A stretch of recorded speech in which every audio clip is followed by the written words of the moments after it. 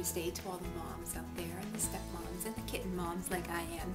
You may have seen Bella traipse along some of the frames of my other videos at times. She may even pop in here depending on if she wakes up from her nap because of all the noise I'm making recording this video. Anyway, so yesterday was Mother's Day, and I had called my mom and she wasn't home, so I was waiting for a call back from my mom to wish her a happy Mother's Day. And as I was waiting, I was reminiscing, I guess, thinking of some of the stories and conversations that I've had with my mom over the years. And one of them that came to mind was actually the story of my name. My given name, I actually have two last names, but we won't get into that. But my actual given name, Deborah, was not my mom's first choice for my name. You see, when I was in grade 7, I actually, asked her, why did you name me Deborah? I mean, in my grade 7 year, I ended up in a class with 3 other girls that were also named Deborah. So there was me and 3 others that were named Deborah. So I was known as Deborah C, and I hated it. I hated having someone in my classroom have the same name. Not only one person, but 3 other people had the same name as me. And so I went home from school one day and I was all, self-righteous and upset. Mom, why did you name me Deborah? Of all the names that you could have picked, why did you pick Deborah? And she said to me, well, when you were born, we lived in Venezuela, which obviously I knew that part of the story because I had lived there. And she said, at the time and where we were, Deborah was a unique name. We lived in Caracas, Venezuela, and I guess nobody in our circle of friends, nobody, maybe even in the whole entire city, I don't know about that, but nobody was named Deborah. So my mother's first choice for my name was actually Solange, but she opted for Deborah because we were in Venezuela. Or at least that's what she told me. Who knows? Anyway, so, unbeknownst to her, 2 years later, we end up in Canada, where Deborah ends up being a very common name.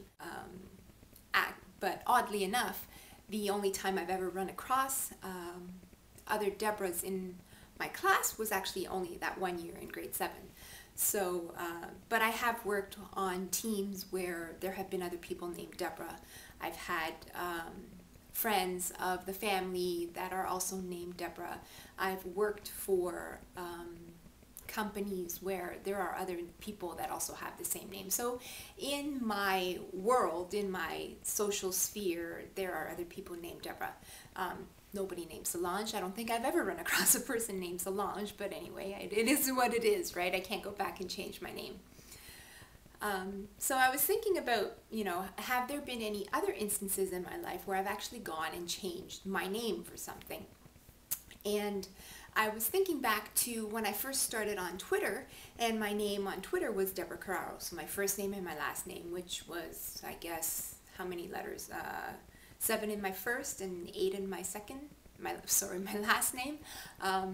So I guess 15 letters in total, which is pretty long when you consider that you want things to be retweeted and you want to leave room for people to make comments and, get whatever you want to say out into the world. So one of my clients had actually asked me, they actually challenged me and they said, is there anything else that you can go by? Because it is a fairly long name.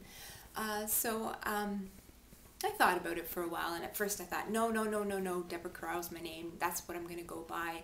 That's what I'm known as, and I'm not going to change it. But as I was thinking, as I learned more about Twitter and how things worked on Twitter, I started thinking of other things that I could go by, and I thought, okay, well, how about Deborah? Well, of course, Deborah's taken because, there are other people in the world named Deborah.